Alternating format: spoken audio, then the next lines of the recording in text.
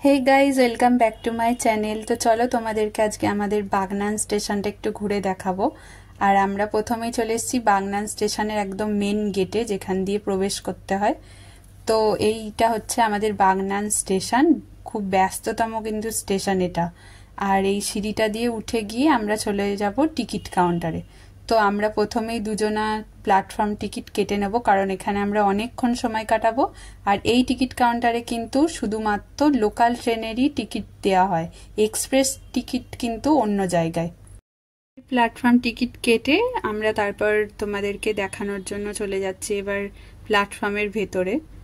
আর এইটা হচ্ছে আমাদের এক্সপ্রেসের টিকিট কাউন্টার, যেখানে এক্সপ্রেস ট্রেনের টিকিট পাওয়া যায়। আর আমাদের এবারের বাগনান স্টেশন কিন্তু অমৃত ভারতের আন্ডারে পড়েছে।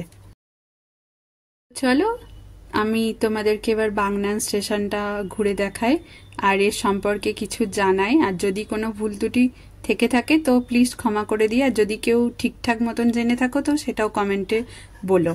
তো আমরা এখন চলে এসেছি বাগনানের 1 নম্বর প্ল্যাটফর্মে, যেখানে আছে এই প্যানেল রুমটি।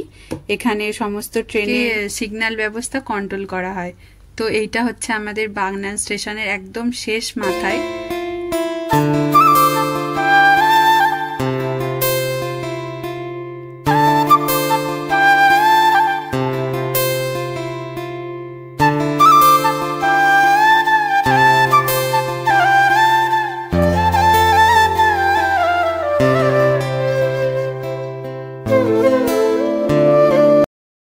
বাগনান স্টেশন হলো দক্ষিণ পূর্ব রেলওয়ের আন্ডারে, আর এটি হলো খুবই ব্যস্ততম একটি রেল স্টেশন।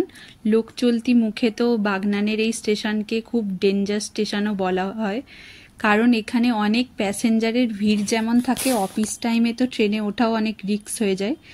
তো অফিস টাইমের জন্য বাগনান থেকে 2টি লোকাল ট্রেন রাখা হয়েছে, যেটা অফিস টাইমের জন্য তাদের সুবিধার্থে এই ট্রেনটি বাগনান থেকেই ছাড়া হয় সকালবেলা। তো এখানে সমস্ত গ্যালোপিন ট্রেন এবং লোকাল ট্রেন এখানে দাঁড়ায়, আর কিছু কিছু এক্সপ্রেস ট্রেনও দাঁড়ায়। তো বন্ধুরা, বাগনান স্টেশনে কিন্তু 5টি স্টেশন রয়েছে, মানে 5 নম্বর প্ল্যাটফর্ম পর্যন্ত রয়েছে। আর আমরা একদম শেষ প্ল্যাটফর্মেই রয়েছি। এটা হচ্ছে 5 নম্বর প্ল্যাটফর্ম। আর এর ডান দিকে কিন্তু খুব সুন্দর একটা ভিউ আছে, কারণ ডান দিকে একটা ঝিল আছে, আর সেখানে অনেক ধরনের বাইরের থেকে পাখির বসবাস থাকে। তো এখানে সুন্দর খুব হাওয়াও দেয়। স্টেশনটা প্রচুর বড় আর খুবই খোলামেলা, এমনকি স্টেশনের মধ্যেই ভেতরেই কিন্তু স্টল পেয়ে যাবে। প্রচুর স্টলও আছে, যেমন সাধারণত সব স্টেশনেই থাকে, তো এরকম স্টলও আছে। আর আমাদের এই স্টেশনটিতে কিন্তু দীঘার ট্রেনও দাঁড়ায়, দীঘা লোকাল, যেটা সকাল 7:30 থেকে এখান থেকেই ছাড়ে। তো যারা এই স্টেশন থেকে এই দীঘা লোকালের ট্রেন ধরতে ইচ্ছুক, তো তারা এখান থেকেই ধরতে পারবে। যেমন আমরাও গেছিলাম যখন দীঘা, তখন আমরা বাগনান থেকেই গেছিলাম। আর এটা হচ্ছে আমাদের বাগনান স্টেশনের ওভারব্রিজ। তো এই ওভারব্রিজের ডান দিকে কিন্তু বাগনান ওই পার আর কি কলেজ পড়ে, আর বাঁ দিকে হচ্ছে আমাদের মার্কেট পড়ে, যেটা স্টেশনের গায়ে। স্টেশনের উত্তর দিকে কিন্তু বাগনান বাস স্ট্যান্ডও রয়েছে। অনেক মানুষের সুবিধার্থে কিন্তু স্টেশন আর বাস স্ট্যান্ড কাছাকাছি হওয়ায় অনেকের সুবিধাও হয়। তো বন্ধুরা, আমরা এখন 2 নম্বরে নেমে পড়েছি। আর 2 নম্বর প্ল্যাটফর্ম থেকে কিন্তু হাওড়াগামী যত লোকাল ট্রেন সেগুলো এখান থেকেই ছাড়া হয়। আর 4 নম্বর দিয়ে যায় হচ্ছে খড়গপুর এবং মেদিনীপুরের ট্রেন। তো বাগনান থেকে কিন্তু দক্ষিণ ভারতে যাওয়ার সমস্ত যত এক্সপ্রেস ট্রেন আছে, যেমন মুম্বাই যাওয়ার, পুরুলিয়া, উড়িষ্যা ইত্যাদি ট্রেনগুলোই কিন্তু এই বাগনানের ওপর দিয়েই যায়। আর হাওড়া টু পুরী যে বন্দে ভারত ট্রেন, সেটাও কিন্তু বাগনানের ওপর দিয়েই যায়।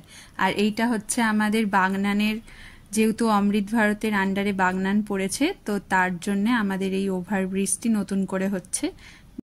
তো এখানে সাধারণ মানুষের সুবিধাও হবে, যাতে স্টেশন থেকে ডাইরেক্ট বাস স্ট্যান্ডে নেমে যায়। আর এইটা হচ্ছে ফলের মার্কেট, নিচে জামা কাপড়েরও মার্কেট আছে প্রচুর, তোমরা দেখতেই পাবে।